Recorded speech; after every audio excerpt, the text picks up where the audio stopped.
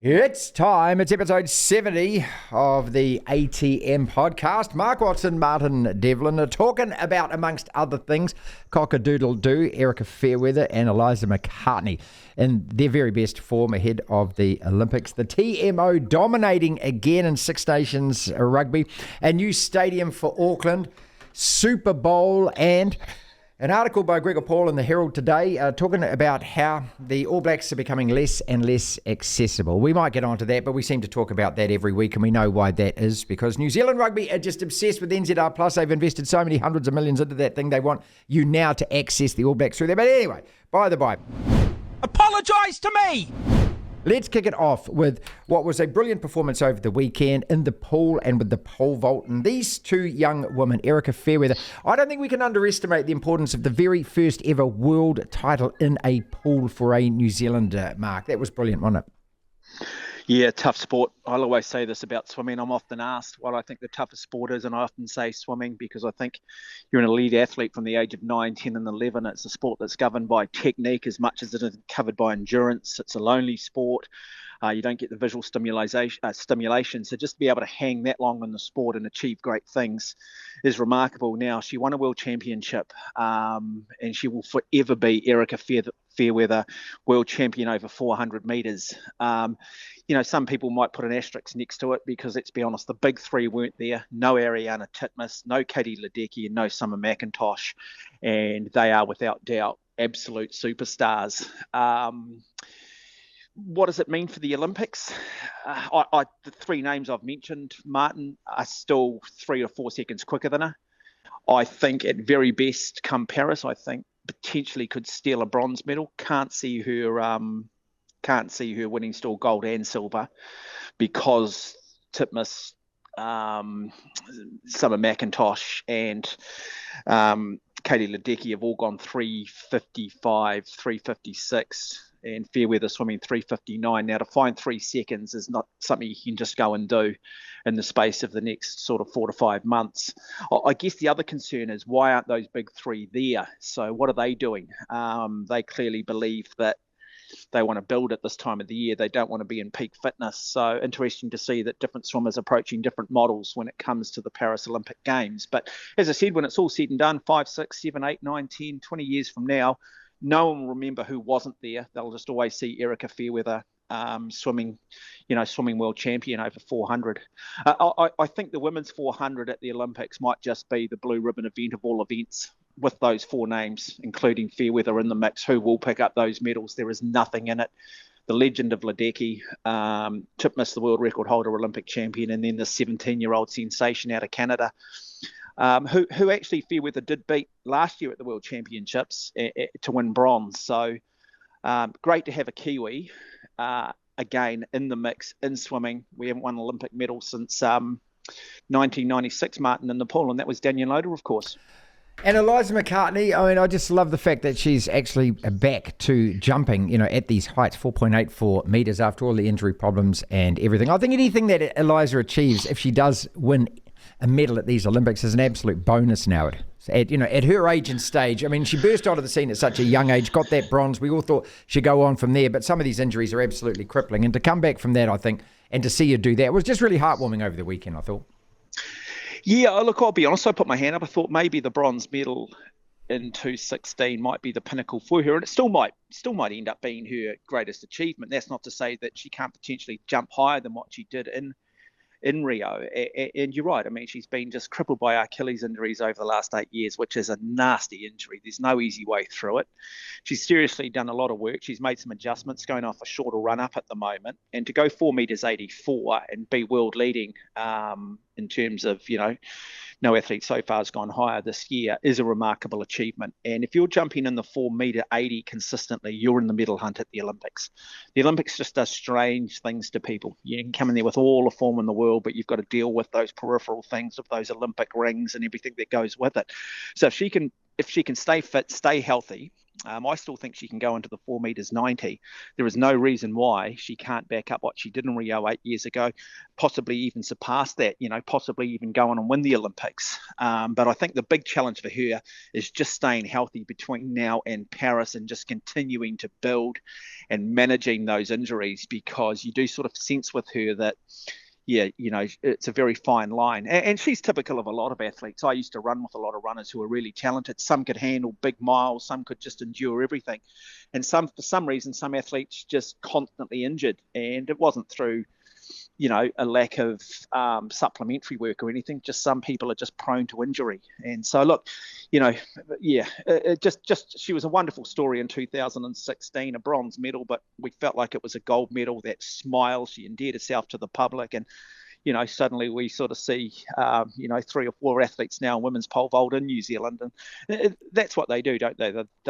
They show the next generation that it can be done. That a population of 5 million at the bottom end of the world, we can still produce world-class athletes in some of the highest profile track and field events. Apologise to me! Let's turn our attention to Super Bowl then. I started the show by saying, enjoy this, people. We're witnessing greatness. And in any time, I don't care what the sport is, any athlete is as dominant as Patrick Mahomes is and is able to produce under that kind of pressure. And you've got to remember, Mark, whatever we think of pressure, that the All Blacks played the World Cup final last year, and that's pressure. But I think it ramps up a notch when you're talking about a Super Bowl and you're talking about delivering in the clutch like this guy has for 3 separate championships now. He's 28 years old. He's got ice in his veins. He seems to have this ability to be completely calm when it matters most and also play his very best when it matters most.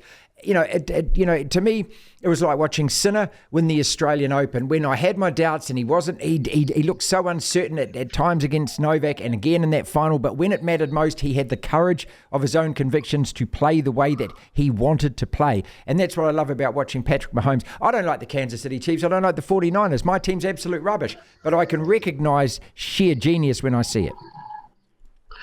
Yeah, look, I'll be honest. I sat there. I was hoping Brock Purdy was going to win it. I was hoping Mr. Irrelevant was going to create another sort of Warner-type story.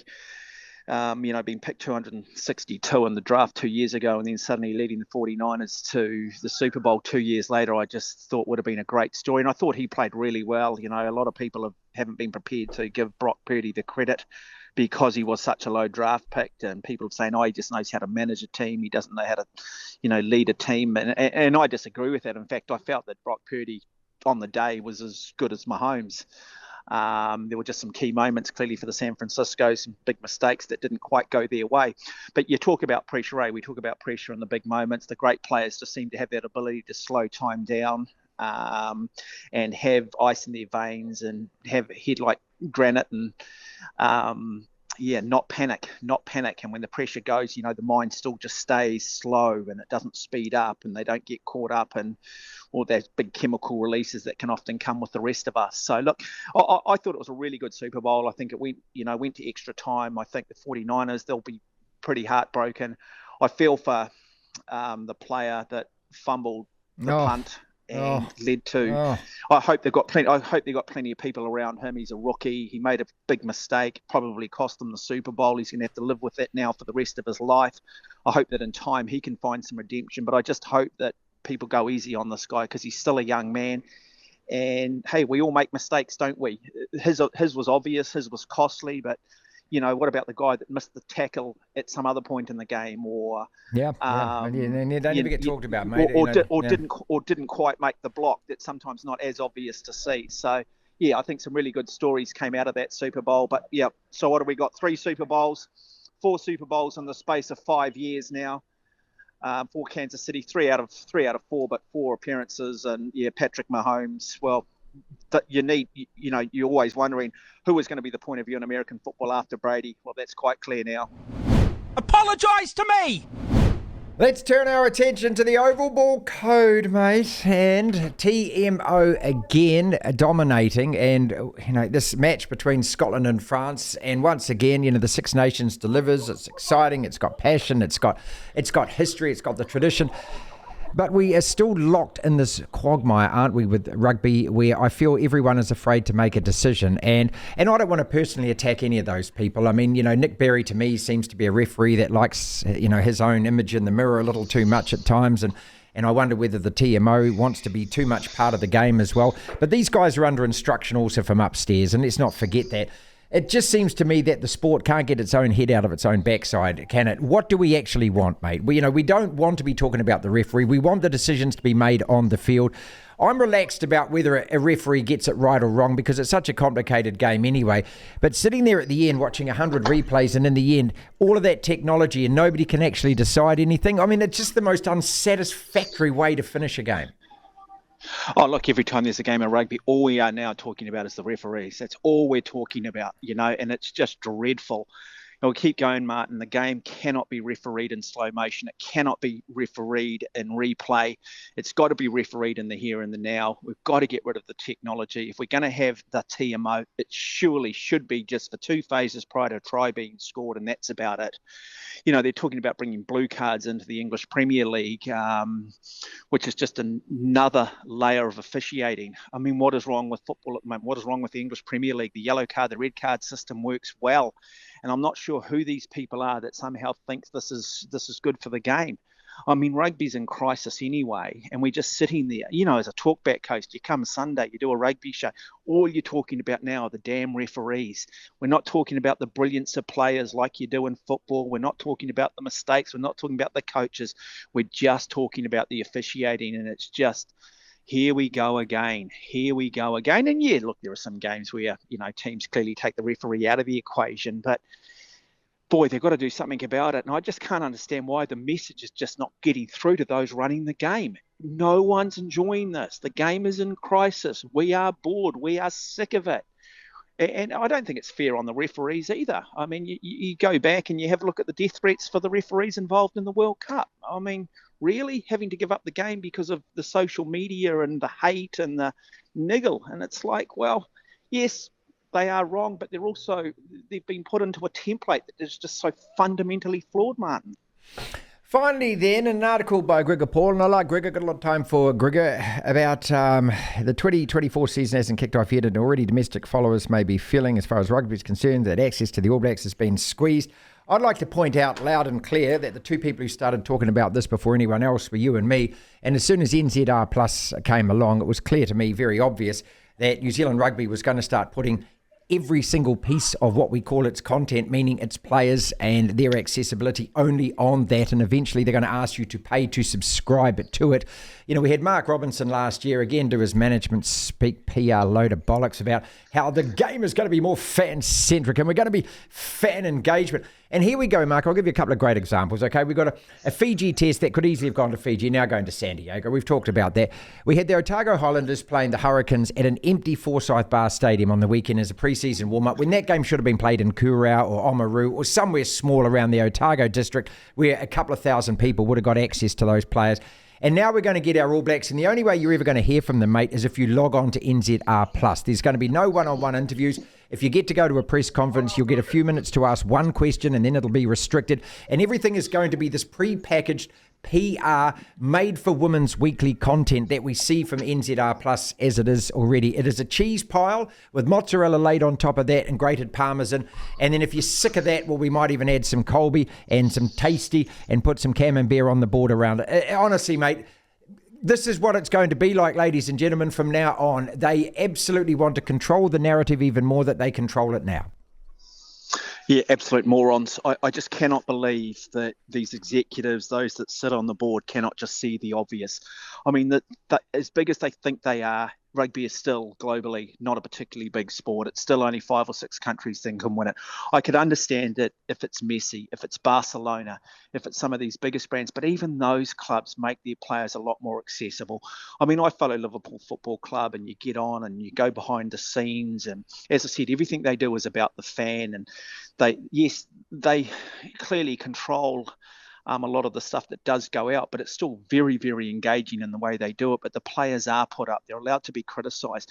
And you would think at the moment, with such poor crowds and such, as saying, shifting the focus as New Zealanders, from being rugby fans to All Black fans, that you would at least make the team available. After all, this is our team. These morons are just simply custodians of our team. I mean, who the hell do they think they are? Who the hell do the players think they are? They're damn rugby players, for Christ's sake. They're not heart surgeons. They're not brain surgeons. You know, they've lost a lot of games over the last 4 or 5 years, and you have the damn arrogance to somehow believe that they are too good to have everyday access to the New Zealand public. I mean, it is just appalling, and no wonder people have got a disconnect now. No wonder people are over it, because it just creates the perception that, oh, look at us, we're just so cool, we're a little bit precious. And all it's starting to look like is a bunch of bloody prima donnas, mate. Yes, you're big fish in a damn small pond, but look at your game. People are no longer playing it, man. People are playing basketball. You've got concussion issues. Your Super Rugby's a mess. Your NPC's a mess. And then what? You're not going to make your top players accessible? But then does it really surprise you, Martin? You know, our marquee players are all playing in Japan. We should call a Japanese competition Super Rugby, because that's where all of our top players are. And I just shake my head on this, Martin. Where are the media asking the hard questions? Where are people actually coming out? Where's Sky TV and their damn rugby shows asking these questions, and stop being bloody PR firms for New Zealand rugby? It is honestly, it's heartbreaking, Martin. You know, I think of the great All Black teams throughout the 70s and the 80s that I grew up with. I remember, Martin, in 1987 collecting autographs for the first Rugby World Cup. I turned up to the Pauinamu, I think, restaurant, hotel there on the North Shore, and I could walk around to every one of the hotel All Blacks rooms, knock on the door. I remember turning up and there was Joe Stanley and Warwick Taylor rooming together. I just knocked on their door. They came to the door. They signed my stuff for them. Oh, no, can't do that now. Can't do that. The world brand that is the All Black rugby, not accessible. How dare you? Look, I just hope under Scott Robertson something changes here, but these corporates have just lost touch with the everyday damn New Zealander, mate. And yeah, it's incredibly sad, and I think a lot of the cheerleading media have a lot to answer for here, and all these people that have protected some of these decisions over the years because it's in their best interest not to get offside, you know, I think are guilty by association. Devlin. Tomorrow! And Queen's Park Rangers have won it! The platform.